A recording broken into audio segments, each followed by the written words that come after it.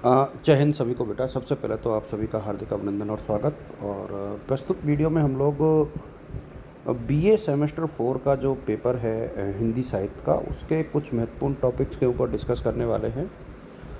और मैं आपको बता दूं कि ये जो पेपर है प्रयोजन मूलक हिंदी के नाम से है और महत्वपूर्ण बहुत है।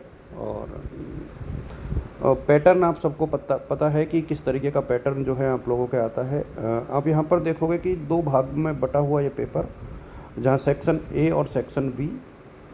सेक्शन ए में जो है 2-2 नंबर के 10 क्वेश्चन हैं और सेक्शन बी में जो है यहाँ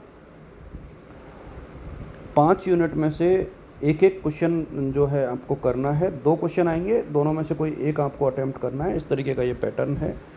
अब देखिए, जैसे ही आप इस पूरे पेपर को पढ़ोगे तो अपने आप में एक अलग तरीके का पेपर ये बन जाता है, जहां आपको हिंदी की जो विभिन्न विधाएं हैं उनके बारे में जानने को मिलेगा। देखिए, पहला जो मुझे लगता है कि प्रयोजन मूलक हिंदी क्या होती है, उसका अभिप्राय और उसके क्षेत्र। तो पहला क्वेश्चन तो ये बहुत इम्पोर्टेंट बनता है मेरे हिसाब से। और उसके बाद पत्रकारिता, उसके रूप और प्रकार, ये काफ़ी महत्वपूर्ण है। देखो, प्रमुख पत्र पत्रिकाएं और पत्रकार तो काफ़ी बेग टॉपिक हो जाता है, लेकिन मुझे लगता है हिंदी पत्रकारिता का जो संक्षिप्त इतिहास है उसके ऊपर भी यहाँ आप लोगों को थोड़ा बहुत गौर कर लेना चाहिए, क्योंकि ये भी इम्पोर्टेंट बन जाता है। देखिए, ये एक ऐसा पेपर है हिंदी का जहाँ आपको उदाहरणों के साथ और एक प्रकार से ये कहें कि कुछ फ्लो चार्ट भी यहाँ बना सकते हो हिंदी में भी, अदरवाइज़ बनते नहीं है, लेकिन यहाँ आप बना सकते हो। इसके बाद यूनिट सेकंड की आप देखोगे तो ये भी बहुत बड़ी यूनिट है। और मुझे लगता है कि एक जो क्वेश्चन है वो तो आपको यहाँ से देखने को मिलेगा, प्रेस कानून और आचार संहिता। यहाँ से एक क्वेश्चन देखने को मिल सकता है कि प्रेस कानून क्या है, क्या इसकी विशेषताएं होती हैं। आचार संहिता में कौन कौन सी चीज़ें शामिल की जाती हैं, कौन कौन सी नहीं की जाती हैं। प्रेस प्रबंधन और प्रेस कानून से एक क्वेश्चन मेरे हिसाब में आना चाहिए, यदि कोई भी व्यक्ति पेपर को बनाने का प्रयास यहाँ पर करता है तो ऐसा मुझे लगता है। तो ये टॉपिक काफ़ी महत्वपूर्ण आप लोगों के लिए बन सकता है। उसके बाद मुझे लगता है कि संपादकीय लेखक जो है, लेखन और रिपोर्टिंग, यहाँ से भी एक क्वेश्चन बन सकता है। तो इन दोनों को भी आप लोग देख करके चलें। उसके बाद जब हम थर्ड यूनिट की तरफ बढ़ते हैं तो जो संचार के माध्यम हैं इनमें दूसरे और तीसरे नंबर का है, यहाँ से आपको क्वेश्चन देखने को मिलना चाहिए। संचार के जो माध्यम के स्वरूप हैं, जिसमें मुद्रण, श्रव्य, द्रव्य और इंटरनेट तीनों, और उनकी प्रकृति और उनकी चरित्र, तो ये जो है एक क्वेश्चन यहाँ से।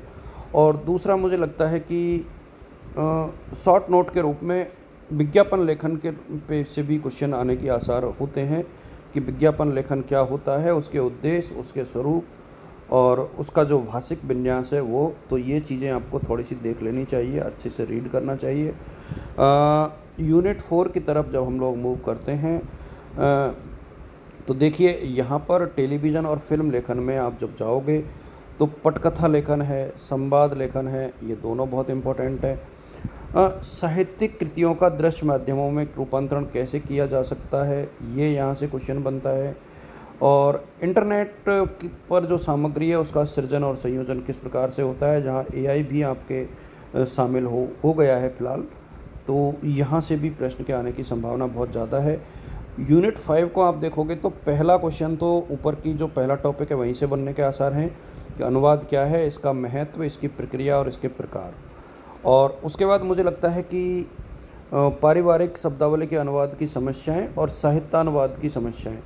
देखिए, ये नहीं कि इनसे क्वेश्चन नहीं आएगा, लेकिन मुझे जो लगता है वो ये है कि पहला और 5वां टॉपिक ज़्यादा इम्पोर्टेंट है। उसके साथ आप लोग जो है थोड़ा बहुत जो है अनुवाद की समीक्षा भी देख सकते हो, क्योंकि एक क्वेश्चन यहाँ से भी बन सकता है। आप लोग इसको इसी के अकॉर्डिंग देखिएगा। आप सभी को शुभकामनाएं रहेंगी। बुक्स यहाँ पर दे रखी हैं, यहाँ से आप लोग इनको पढ़ सकते हो। Thank you so much.